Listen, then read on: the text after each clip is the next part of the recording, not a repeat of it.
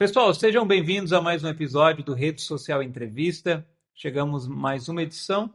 Vocês sabem que trazendo sempre a orientação, o que há de melhor para você aprender. Você que está em casa, você que está no trabalho, onde você estiver assistindo essa entrevista, você estará sendo orientado e com certeza você vai ser uma pessoa melhor, vai melhorar a sua situação e ajustar muitas coisas. Hoje eu recebo a Thaís, que ela faz um trabalho aí mudando o mundo realmente e tem hoje um projeto que é Mudando o Mundo, transformando a realidade de crianças e jovens aqui na cidade de Caieiras e região e também através hoje das redes sociais tem alcançado lugares e mudado realidades de pessoas.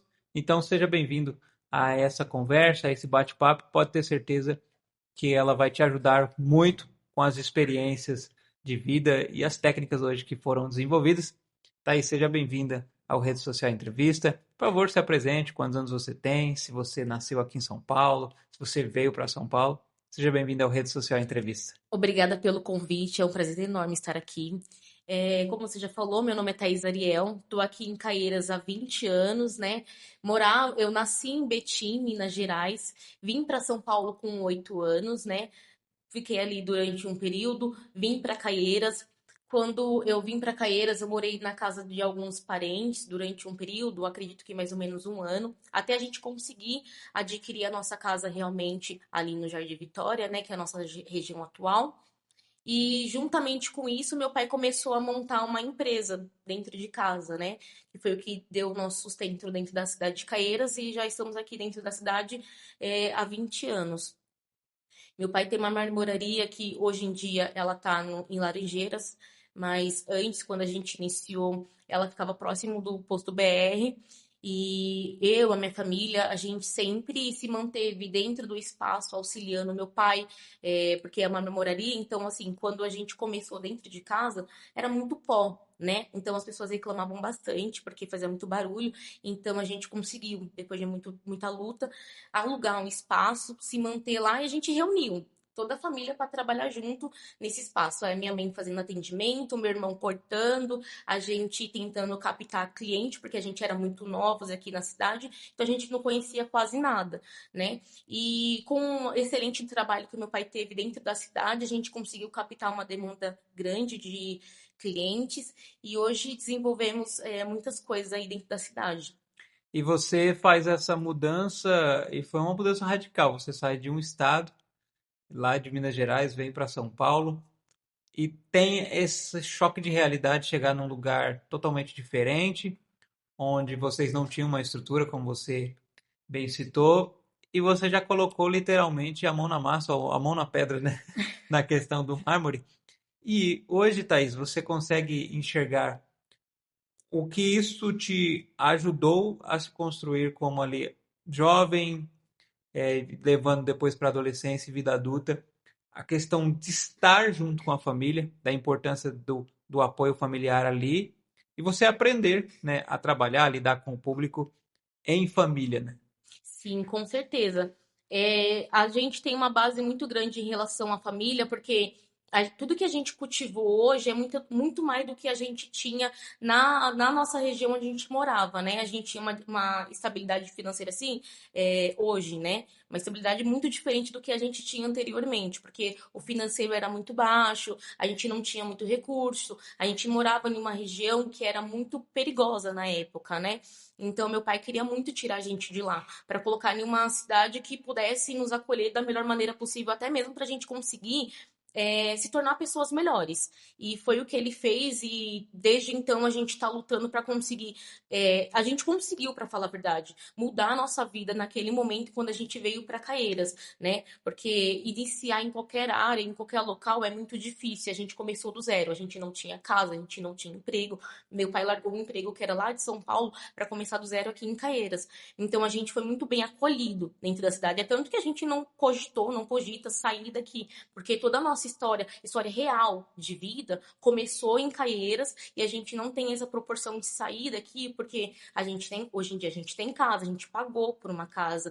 Eu me formei em direito com o dinheiro, recurso vindo da cidade. Meu pai, a empresa dele atualmente, veio com recursos da cidade, porque a região abraçou a gente, abraçou meus irmãos, as minhas irmãs são formadas, então, assim, foi esse necessário começar do zero em uma cidade desconhecida. Não tirando as possibilidades aí da dificuldade, porque a gente batalhou muito, foi muito difícil iniciar em Caieiras. Porque, por exemplo, tinha dias que a gente comia só pão no almoço, por exemplo.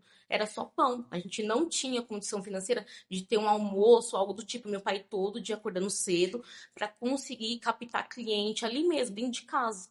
Para conseguir captar para a gente comer o básico, tipo o pão no café da manhã, pão no almoço, pão na janta, para a gente guardar e fazer a garantia do próximo dia com o pão. Então, assim, Caieiras trouxe pra gente uma estrutura de vida que hoje em dia a gente não teria nem cogitado em algum momento, que a gente realmente viraria a chave. Que a gente um dia poderia sair, frequentar alguns lugares que hoje em dia a gente frequenta, era coisa que a gente não cogitava, nem meu pai. E você falando sobre a sua questão da sua formação profissional, se formando em direito, passando essa realidade é difícil, que é a realidade de muitos brasileiros, e você tendo uma formação.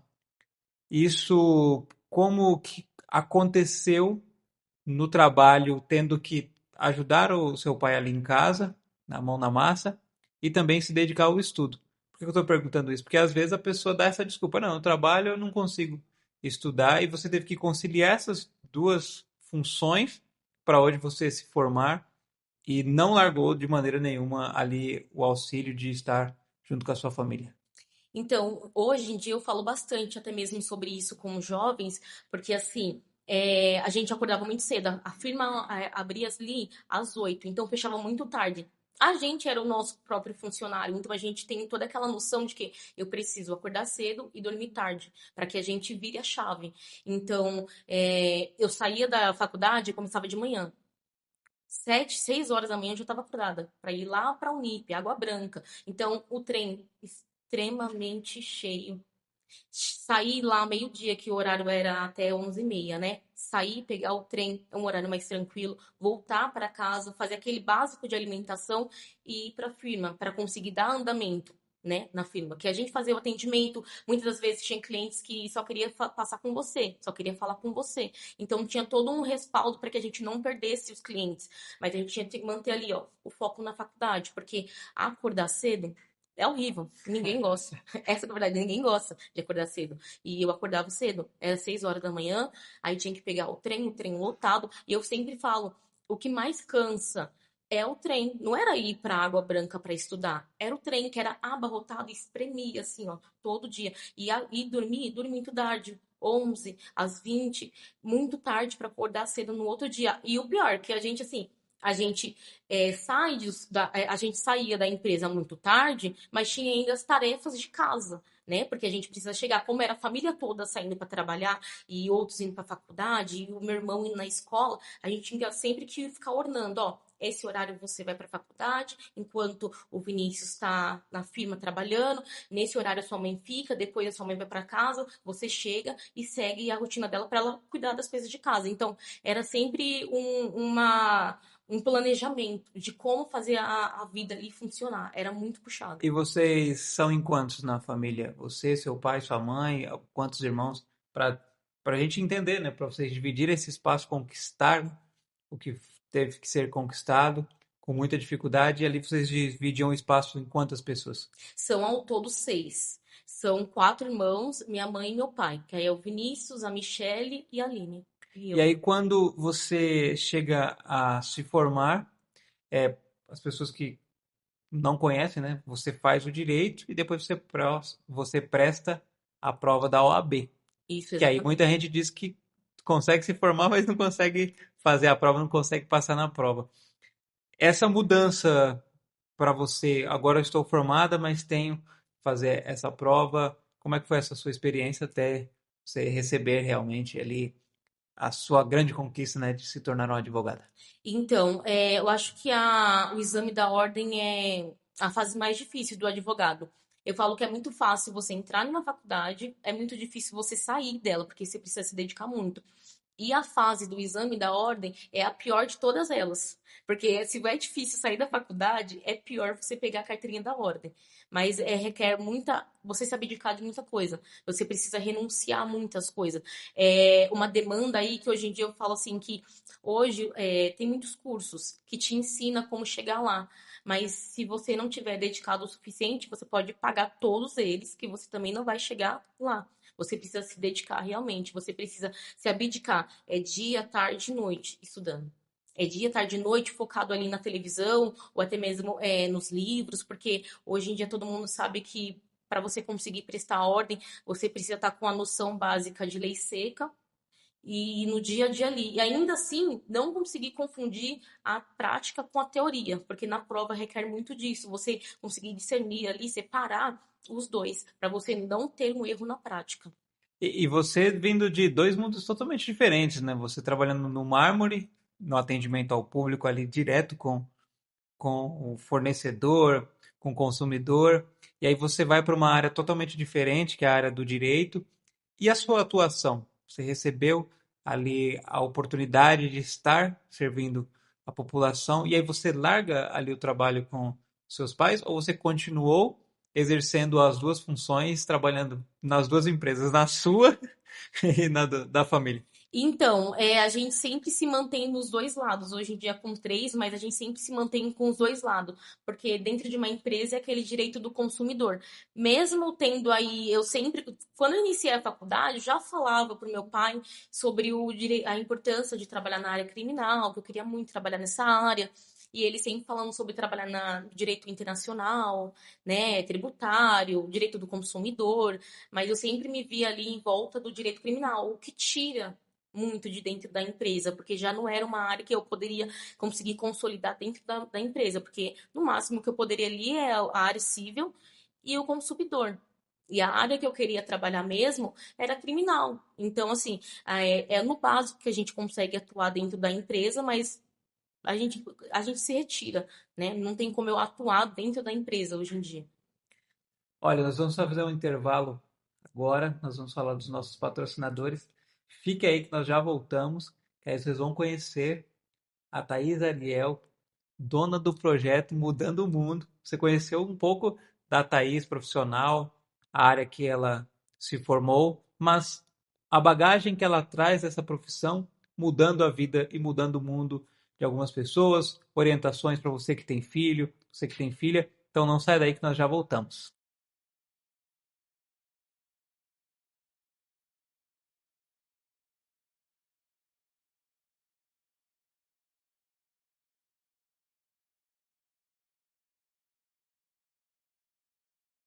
Estamos de volta, esses são os nossos patrocinadores, nossos apoiadores. E se você quiser ser um patrocinador, um apoiador também, seja bem-vindo ao Rede Social Entrevista. Nós podemos conversar, entre em contato conosco e ter sua marca, seus produtos sendo divulgados aqui e sempre levando para você a melhor qualidade na comunicação e para quem está assistindo também conhecer os seus serviços e os seus produtos. Quero agradecer nos nossos parceiros, que é o Estúdio Ti Personal em Laranjeiras. Estúdio Ti Personal, que é onde você vai cuidar da sua saúde física e também ter uma qualidade de vida. Lá tem um espaço para você fazer musculação, jump, spin. Tem também agora pilates, aula de mobilidade, tem tudo o que você precisa para ter uma vida melhor e mais saudável no estúdio Ti Personal em Laranjeiras, @tipersonal. Marque lá a sua aula experimental e se você assina o anual, você tem vários benefícios. Ganha kit, pode fazer todas as atividades do estúdio e ainda por mês você pode levar um amigo, um parente, um convidado por mês. São 12 no total do ano para fazer ali um mês de aula experimental. Então, venha também para o estúdio Ti Personal. Thaís, nós estamos de volta nesse segundo bloco e agora nós precisamos conhecer o projeto que você hoje está liderando. Eu não costumo dizer que as pessoas, você é dono do projeto. Não, na verdade, você não é dono. Você foi idealizadora, você está à frente, hoje você conta com pessoas também para poder realizar. Como que surgiu a ideia ou o desejo de criar um projeto social para mudar o mundo das pessoas? Então, tudo iniciou, eu tinha 14 anos, né, quando eu conheci o projeto Bilu, que eu acompanhava há muito tempo, só que eu era muito nova, então eu não tinha condições financeiras de dar suporte a eles. Então, foi o primeiro projeto que eu tive contato, que cuidava de crianças, e crianças em estado de vulnerabilidade, e aquilo ali me aguçou muito, porque eu falei, meu, tem alguém que está cuidando de outras crianças que não são deles, isso é incrível. É muito difícil a gente conhecer pessoas que façam isso por outras pessoas. E eu falei, meu, isso é incrível, eu quero algo para mim, eu queria algo assim para mim, para cuidar de outras crianças que não são minhas e que eu pudesse auxiliar elas para que elas pudessem mudar a vida delas, até porque a gente sabe que tem muitas crianças em estado de vulnerabilidade dentro da nossa cidade e fora delas. E ter alguém aqui dentro da cidade fazendo esse projeto era muito inspirador. Então eu comecei com 14 anos observando isso. É, Logo após eu tive contato com uma criança que realmente vivia um estado de vulnerabilidade muito grande, muito extremo, aonde eu fui acompanhar a vida dela e aquilo ali foi o choque de realidade. Eu falei assim, meu, não tem como tá do lado dele e fingir que a vida é mil maravilhas. Ele sofria, assim, abuso sexual o dia todo. Ele era muito novo, ele só tinha 8 anos. E eu ali olhei para ele e falei, nossa, eu preciso fazer alguma coisa. Eu preciso mudar a vida de crianças. Pode ser que não seja dele, possível, né? As chances são grandes, mas que outras crianças eu possa recorrer e auxiliar. E foi ali que a gente começou com o projeto Mudando o Mundo. Eu queria mudar o mundo dele, e quando eu coloquei isso na cabeça que eu poderia mudar o mundo de uma criança de uma maneira diferente, eu falava, eu quero entrar dentro das casas. Eu quero ganhar a liberdade com os pais, para conseguir entender a criança, conseguir entender os pais. E nessa eu passei realmente a entrar dentro da casa dessas crianças e com algumas atividades, brincadeiras, festas, a gente começou a ganhar a credibilidade com a criança. A criança já não queria estar ali dentro do próprio lar, ela queria estar junto com a gente, fazendo alguma atividade, brincando, conversando e distraindo a mente, até o ponto que ela contava pra gente tudo que acontecia dentro de casa, fora, dentro da escola, e ali a gente começou a mudar o mundo. E o projeto hoje Mudando o Mundo, ele pode ser definido como um projeto que ele realiza eventos mensalmente, anualmente, ou ele também faz eventos, mas o trabalho ele é mais pessoal em alguns casos. O projeto Mudando o Mundo, ele é bem educacional, para falar a verdade. A gente fez uma festa, inclusive, no dia 12 de outubro, que a gente conseguiu captar aí 500 famílias, né? Muitas crianças, já foi até o máximo do que a gente esperava naquela festa. E a festa, ao todo, foi toda uma festa educativa. Foram atividades recreativas para eles, onde eles não ficavam em um único núcleo. A gente, por exemplo, a gente não tocou funk, nada contra, mas a gente não tocou funk. A gente colocou músicas educativas, atividades educativas para eles conseguirem aprender. Eram atividades de dança, era atividade para eles aprender instrumentos e dava a oportunidade para eles querer fazer aquilo. Era automaticamente eles falavam assim, nossa, olha que interessante, eu quero isso aqui para minha vida. A gente colocou na cabeça deles, de muitas crianças que a gente trabalha hoje em dia, que a gente também tem a Toca da Raposa, que é o método Sul Raposa, que é educacional também, que ainda a gente puxa para as crianças que o esporte é uma maneira de salvar a sua vida. É uma maneira rápida e fácil de salvar sua vida. Então, muitas crianças hoje, eles estão abraçando essa ideia. A gente tem uma parceria com a K Martini, por exemplo, que ela foi uma das pessoas que participou da nossa festa, que ela ensinou as crianças a dançar, e ela foi uma pessoa que cursou educação física, hoje em dia ela é personal, né, na cidade de Caieiras, muito nova, ela começou a rotina dela muito nova, e é isso que eu coloco diretamente na cabeça das crianças, você pode começar a sua vida financeira muito cedo, você só precisa estipular o que você quer para sua vida, porque a gente passa por momentos difíceis, porque eu também já passei por momentos difíceis iguaizinhos a eles. Só que a gente tem que parar em um momento e deduzir se a gente vai querer mudar aquilo ou vai permanecer naquilo. E hoje a gente coloca na cabeça das crianças que é possível mudar e virar a chave. Então, todas as nossas crianças que convivem com a gente, que faz parte do projeto, elas têm essa noção. Que se elas estiverem com a gente, elas vão ter que virar a chave, elas vão precisar mudar o mundo. Todo dia, assim, em uma atividade recreativa, tanto que a gente tem a indução de fazer um espaço recreativo onde vai ter informática, onde vai ter aulas de dança, tudo que eles, hoje em dia, eles pedem pra gente, tia, você consegue fazer isso? Tia, você consegue desenvolver marketing digital? Eu falo pra vocês, eu consigo, eu vou correr atrás pra vocês. Só que, para que isso aconteça, a gente precisa da população junto com a gente precisa das crianças, a gente precisa dos pais junto com a gente, nos abraçando, nos acolhendo, para que isso tudo seja possível. Porque só é quando existe uma criança para se fazer. Então, assim, hoje em dia a gente fala para eles: você quer mudar? Você quer ter alguma esperança de vida? Porque a gente quer te tirar dessa vida, desse núcleo que você tem, vicioso. Porque se você continuar aí, vai ser o seu futuro, vai ser seu presente. Então, assim, eles entendem que eles precisam melhorar. Eles, porque quando eu sempre sento para falar com eles falam assim: nossa, tia, é verdade, eu quero ser igual você. Ah, e eu quero ser igual fulano, mas como eu chego junto com a fulana? A gente tem a parceria com a Sueli Miranda, que é uma escola de balé, Sim. por exemplo. E então as crianças falam: ah, eu quero participar da atividade da Sueli Miranda. E eu falo: mas você consegue chegar igual a Sueli Miranda. Só que vocês precisam fazer por merecer. Vocês precisam querer ser igual a ela. Vocês precisam acompanhar o caminho. Não é simplesmente falar que quer e não fazer mais nada por isso. E hoje, como é que funciona semanalmente as atividades com essas crianças? Vocês têm um núcleo, têm um espaço específico onde vocês se encontram, e aí tem as atividades antes da escola, depois, para as pessoas que estão assistindo, elas entenderem que hoje o projeto de vocês, ele trabalha uma vez na semana, diariamente, como é esse fluxo com o trabalho com as crianças?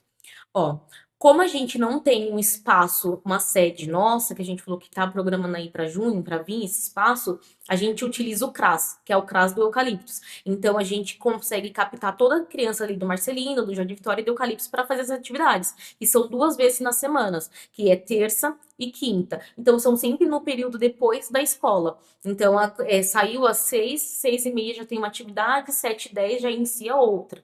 E a gente está caminhando aí para colocar um espaço no Nova Era também, que é dentro do CRAS. A gente foi muito burocrático para a gente conseguir esse espaço, mas foi muito rápido também, né? Porque eram muitas crianças, são 70 crianças só no núcleo do Jardim dos Eucaliptos. Então, assim, é uma demanda muito grande. Temos no Nova Era também, temos em Laranjeiras, que são 15 crianças dentro do espaço. Só que atualmente, a gente quer um espaço nosso. Essa que é a verdade. A gente quer um espaço nosso, onde a gente consegue, na parte da manhã, porque se a gente tem um espaço nosso, na parte da manhã eu coloco as atividades das crianças que estudam de tarde, e na parte da noite eu coloco as atividades das crianças que estudam na parte da manhã. Então, assim, a gente consegue associar os dois lados e trabalhar o dia inteiro com aquelas crianças, que é o nosso intuito. E hoje, quanto tempo já tem o projeto que vocês desenvolvem? Já tem 4 anos. 4 anos. 4 anos trabalhando com as crianças. E quais são os parceiros? Hoje você citou 2 parceiros aí, mas os parceiros diariamente ou mais diretos, assim, porque eu sei que tem alguns que eles só aparecem nos eventos e é a disponibilidade da pessoa, mas tem outros que têm um trabalho diário ali de estar apoiando, incentivando, quando há uma necessidade, eles colocam ali a mão na massa. Então, ó, as pessoas que costumam utilizar, que a gente costuma acompanhar diariamente, que eles faz parte do projeto. O mercado do Vitória, por exemplo, que eles sempre, quando a gente tiver alguma atividade que a gente precisa fazer a alimentação das crianças, toda vez, nunca se negaram. É tanto que no último evento da semana passada, a gente precisou de alguns recursos, abacaxi, frutas, eles forneceram toda a alimentação das crianças. As adegas da região sempre nos auxiliam com a adega que é a GF, por exemplo, que fica no Eucaliptos. Eles forneceram os refrigerantes, forneceram as águas. A Prefeitura de Caieiras que está todo apoio necessário, sempre quando a gente pede, solicita. A gente tem a psicóloga Monique Rodrigues, que as crianças fazem acompanhamento com ela, inclusive ela vai estar no nosso evento. A gente tem a ronda escolar, que sempre quando a gente tem algum processo burocrático de queixa-crime aí, a gente sinaliza eles conseguem fazer todo o respaldo para as nossas crianças. A gente tem muitos projetos, assim, muitas parcerias. A gente tem a Emitel, que é a pessoa que faz toda a parte de descartáveis dos nossos eventos. A gente sempre, quando sinaliza o Teodoro, o Matheus, ele sinaliza com a gente, eles fornecem todo esse recurso. Então, assim, a gente está tendo o apoio das instituições, das empresas de dentro de Caieiras, e a gente tem o apoio da população em si, que elas se unem e elas fazem doação aí semanalmente. A gente tem amigos, colaboradores aí, que se a gente fala hoje, a gente precisa um fardo de água. Igual a Avenida do Chopp, em Caieiras, que forneceu pra gente agora, pro nosso espaço, 4 fardos de água. E a gente conversou com ela, com a Janaína, ontem. Então, são parcerias que a gente sabe que a gente vai recorrer e que estão ali à disposição para nos auxiliar. E você falando sobre a questão do evento, tem um evento que está próximo, né? Eu gostaria que você falasse sobre esse evento que vai acontecer no Ecopark e para as pessoas entenderem também a programação desse evento, sem dar espaço para apoiar e se será aberto ao público. Sim, teremos um evento no dia 26 de abril, a partir das 11 no Ecopark, né? Foi um espaço que a gente conseguiu acolher por conta da nossa demanda, que já é grande de público, né? E a gente está arrecadando ainda fardos de águas, porque querendo ou não, como a gente tem a ronda escolar, a psicóloga Monique, a advogada Fernanda Magnusson, que é uma parceira nossa também, a Vitória Guimarães, que é uma advogada criminalista, ambos são advogadas criminalistas, a gente está arrecadando ainda parcerias para fornecer fardos de águas para que a gente consiga fazer o projeto da melhor maneira possível com as nossas crianças, com os nossos colaboradores. Vai ser uma pauta muito sensível, porque é uma pauta referente à conscientização do abuso infantil. É uma pauta delicada, a gente vai estar com banner, com folhetos, para sinalizar às nossas crianças e até mesmo os nossos responsáveis quais são os pontos que um desconhecido, ou um familiar, ou um amigo pode se tocar numa criança, porque muitas das vezes a criança acredita que o corpo é livre, né? Qualquer pessoa pode tocar em qualquer parte do corpo. E não é qualquer parte do corpo que pode ser tocada. E nessa palestra a gente vai sinalizar sobre isso, as partes que podem ser tocadas, as partes que não podem ser tocadas e as partes que estão sempre em alerta. Perguntar para o papai, perguntar para a mamãe, manter em silêncio, ficar em silêncio. É uma coisa que a gente vai rebater bastante nesse dia, porque muitas crianças falam que elas escondem do pai alguma coisa porque tem medo. E a gente vai ensinar, vai orientar a falar com os pais, falar com os responsáveis e como fazer uma denúncia, como se manter pós uma denúncia, que eu acredito que é uma pauta que às vezes os responsáveis ficam com medo de denunciar, porque não sabe como que vai ficar depois. E se for um familiar, como que eu vou voltar aquele núcleo do familiar? Então a gente vai te dar um respaldo referente a isso. A gente tem já um projeto que é da vereadora Ana Carolina, que vem com um respaldo também, para que as vítimas que façam essa denúncia recorram, que a gente tem núcleos para se colocar esses familiares, para que eles não fiquem diretamente em contato com esses abusadores, muitas das vezes. Olha, nós temos um quadro aqui que é o Verdades e Mitos. E as pessoas acompanham bastante. E eu gostaria que você falasse sobre o que é verdade, o que é mito em relação ao projeto social. Porque as pessoas às vezes dizem que o projeto social só serve para pedir. Vocês só querem pedir, pedir, mas não tem um retorno para a população. Isso é verdade ou é um mito? E qual é a realidade? Eu acho que é mentira, pra falar a verdade, eu acho que é muito mito. Antes eu não era muito de pedir, até porque a gente não estava dentro do projeto. Só que muitas das vezes a gente utiliza o nosso próprio recurso dentro do projeto, e não é pouco. Eu falo pra você que em uma festa eu gastei mais ou menos 5.000 reais sozinha, além dos recursos que a gente pediu. Então, assim, é toda uma pesquisa, uma trajetória, em relação ao quanto de gastos que a gente vai ter. Então, a gente pede muito, a gente tem muito apoiador, a gente faz a utilização deles, só que o recurso, o nosso projeto, por exemplo, o nosso recurso atualmente que a gente dá de retorno para dentro de uma sociedade é a orientação e o respaldo que a gente tem com as crianças. Porque, assim, a gente vê muitas crianças vindo até nós para fazer denúncias. Então, acho que o maior respaldo e o maior retorno que uma cidade pode ter é essas denúncias estar existindo, porque as crianças estão aprendendo a não ficar caladas. Então, os projetos como esse, que trabalham com esse tipo de tema, esse é o maior respaldo que elas têm. É o retorno das crianças. As crianças tendo aquela liberdade de sentar com você e falar assim, ó, tia, aconteceu tal coisa. Tá certo? Tá errado? Pode acontecer? Isso daí, para mim, eu acho que é o maior retorno que uma sociedade pode ter. Porque muitas das vezes eles se mantêm calados. E com a gente, eles não se mantêm calados. Com o projeto, com o nosso projeto, acredito até com o projeto Bilu, as crianças não se mantêm caladas. Porque elas ganharam uma liberdade enorme, uma confiança enorme com o projeto, a ponto de falar coisas que não falam com a mãe, com o pai, mas com a gente eles falam. Falam com detalhes, inclusive. E o trabalho que vocês desenvolvem hoje, você é mãe, né? Sim, eu tenho uma filha. E você tem essa experiência de ter a criança em casa e lidar com os filhos de outras pessoas. Eu vou citar aqui que eu já te vi em alguns eventos, como o Mundo da Alegria, aqui em Caieiras, e esse contato que você tem dentro de casa e frequentando esses espaços, você tira como bagagem também para implantar em projetos futuros hoje dentro do projeto de vocês?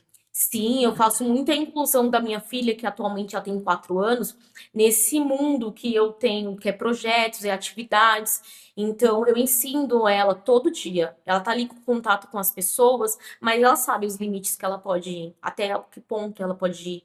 Eu sinalizo, olha, aqui você não pode, aqui você não pode falar. Porque a gente, quando se torna público, todo mundo quer falar com nossos filhos, todo mundo quer ter contato, porque sabe que para você ter contato com alguém, você pode chegar no filho dela, que é muito mais prático. Você vai dar mais atenção para a pessoa quando tá falando com seu filho. Então, quando vem falar com a minha filha, já sinalizo, ó, ali você não conhece, maneira no diálogo, na conversa, eu já sempre sinalizo ela sobre isso, as atividades que a gente participa muito, sempre sinalizando para ela como se portar, como se adequar nas situações. Então, assim, a minha filha serve de exemplo para muita coisa, porque a gente está ali nas atividades, mas a gente não pode deixar muito solto. Eu tô ali falando com alguém, mas estou muito observando ela ali, no meu cantinho. Eu tô sempre observando, eu sou muito observadora, para falar a verdade, até com os filhos das pessoas. Falam, ó, você tá observando seu filho, porque acontece, né? Tá meio agitadinho hoje, tá acontecendo alguma coisa. E, querendo ou não, o projeto não dá essa liberdade.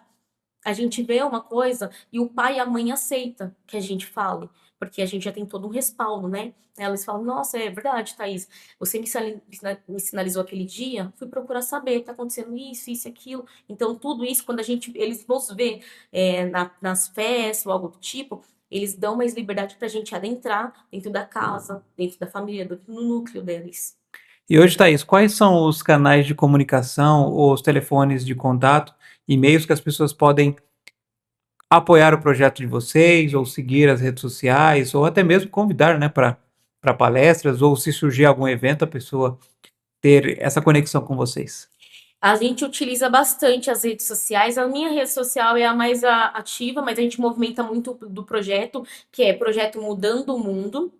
E o meu, que é Ariel underline T. O nosso telefone para contato para os nossos apoiadores, que eles fazem esse contato para receber de doação, é o DDD 11 93059 5664. Então, por essas redes sociais aí, a gente consegue ter contato e até mesmo as pessoas descobrir um pouco mais da gente, que a gente posta de absolutamente tudo que a gente vai fazer, que a gente está cogitando fazer, antes mesmo de dar certo, a gente já está postando para que as pessoas dêem mais respaldo para a gente e que consiga nos apoiar para que realmente dê certo.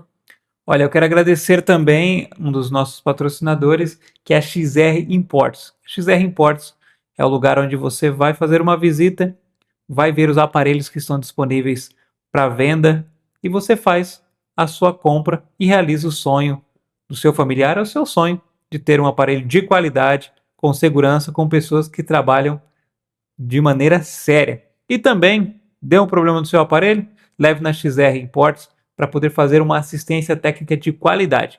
Siga XR Imports nas redes sociais para você participar também de promoções. Sempre tem promoção, tem ação, que aí você sempre sai ganhando. Então, XR Imports é o lugar que eu indico, que tem a qualidade para você elevar o seu nível.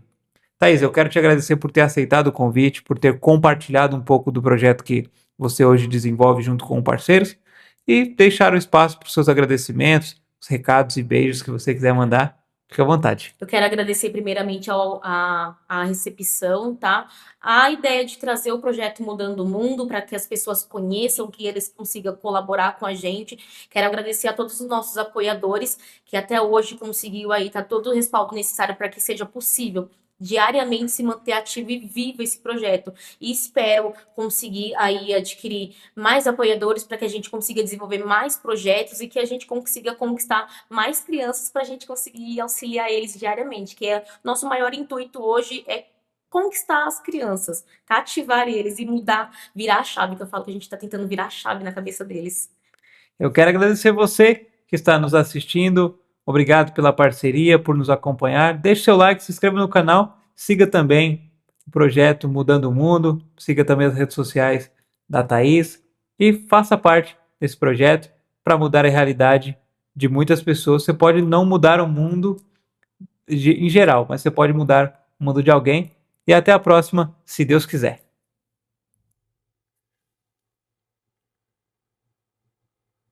Uma a cada 10, né?